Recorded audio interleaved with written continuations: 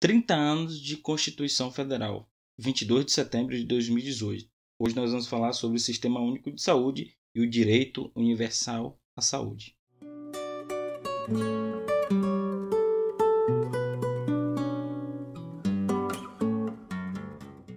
Esses dias eu estava navegando na internet e achei um vídeo interessante do Rafael Lima, que é do canal Ideias Radicais. Ele falava sobre a necessidade de privatização do SUS. O vídeo trazia vários pontos, né? Ele dizia sobre a necessidade de privatização, desregulamentação e desburocratização ao máximo dos serviços públicos de saúde. Ele cita como argumento, por exemplo, o exemplo dos médicos, que, segundo a fala dele, todos os médicos vão lá, batem um ponto e não trabalham. Outra questão também que ele trouxe à tona é a questão dos planos de saúde. Os planos de saúde são regulamentados, existe uma lei que os planos de saúde não oferecem o serviço individualizado, enfim, porque existe essa lei que impede por conta, né, da ampliação dos valores. Além disso, ele fala sobre a questão de que existe muito cabide de emprego dentro do serviço público e que o melhor é privatizar mesmo. Ele faz, inclusive, cita que uma coisa que funciona é a questão dos mais médicos com os cubanos, porém funciona porque os caras vêm lá de Cuba e aí eles acabam trabalhando muito aqui para não voltar para Cuba, ganham R$2.000, enfim. São vários os argumentos que ele utiliza, na verdade vários não, são três argumentos. O argumento central é o de que os médicos não trabalham. Aí ele cita o exemplo de uma clínica, né, um exemplo de uma clínica privada, que os preços são populares e que por isso seria interessante privatizar mesmo, desregulamentar e tal, enfim. Só que tem um detalhe.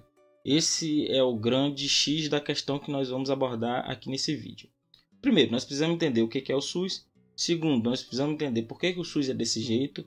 E terceiro, nós precisamos refletir quais os candidatos atualmente que têm propostas para o SUS. Primeira coisa, o SUS é um sistema único de saúde. Quando é que ele surge a partir da Constituição. A Constituição definiu que saúde é direito de todos e dever do Estado. E dentro da Constituição também foi dito quais eram os princípios que o Estado deveria utilizar para o sistema único de saúde. O princípio da universalidade, o princípio da equidade e o princípio da integralidade. Eu não vou entrar em detalhes sobre esses princípios, mas é importante que a gente entenda que o SUS ele não funciona apenas na parte do hospital, porque às vezes a gente pensa que o SUS é só o hospital, a gente lembra das filas, a gente lembra de quando a gente fica doente, a gente vai para o hospital, enfim. Só que o SUS ele se organiza por níveis de hierarquização, níveis de serviços. Existe a atenção básica, que é a atenção primária, onde tem as unidades de saúde, os famosos postos de saúde, mas o nome certo é unidade de saúde. Existe os pronto-atendimentos, que seriam os hospitais, os pronto-socorros, as UPAs, né? Enfim, o SAMU, tudo isso posicionado em nível hierárquico, né? Como a atenção secundária. A atenção terciária seria os hospitais de internação, os hospitais de cirurgias, os hospitais mais especializados. Todos isso são níveis, né, do Sistema Único de Saúde. Agora, o que a gente não sabe é que muitas das vezes os hospitais estão superlotados. Por quê? Porque existem duas coisas. Primeiro, porque faltam leitos. E segundo porque muitos dos casos, na sua grande parte, os casos poderiam ter sido evitados antes de chegar nos hospitais. Por exemplo, a pessoa tem lá um pico de hipertensão e bate no hospital. Só que antes da pessoa ter o pico de hipertensão, existem alguns procedimentos que a pessoa precisa fazer. Primeiro, a pessoa precisa controlar a sua pressão por meio da ingestão do remédio ou por meio da questão da prática de atividade física, né? Controle da alimentação, todas essas questões. Só que isso se faz utilizando o serviço da atenção primária. O indivíduo poderia ir na atenção primária, num posto uma unidade básica de saúde próximo da sua residência, e aí fazer todo o controle de hipertensão, todo o controle de nutrição, todo o controle de prática de atividade física. E só deixando bem claro aqui, abrir um parêntese, já existe profissional de educação física na atenção primária. Eu falo porque eu sou profissional de educação física, eu atuo na atenção básica, eu atuo no núcleo ampliado de saúde da família, uma conquista inclusive do SUS, porque sem o SUS não existiria a estratégia de saúde da família, não existiria agentes comunitários e também não existiria o núcleo ampliado de saúde da família, que são equipes multiprofissionais com psicólogo, nutricionista, assistente social, profissional de educação física, fisioterapeuta, diversas especialidades que dão apoio à atenção primária da saúde, certo? Então, Jair Bolsonaro, por exemplo, está dizendo que vai colocar profissionais de educação física na atenção básica. Isso já existe, é uma proposta que já existe. É algo que já existe hoje no serviço público.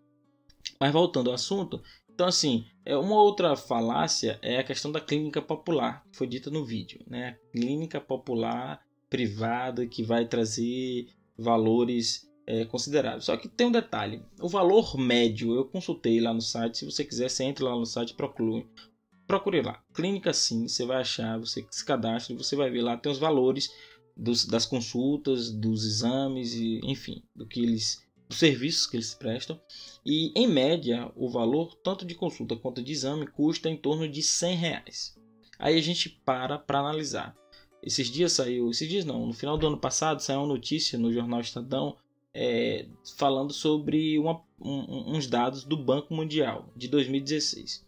O dado do Banco Mundial dizia que o número de brasileiros abaixo da linha da pobreza, que tinha aí uma renda diária per capita, uma renda diária de $1,90, que equivale aí a R$133 por mês, era 13 milhões de brasileiros.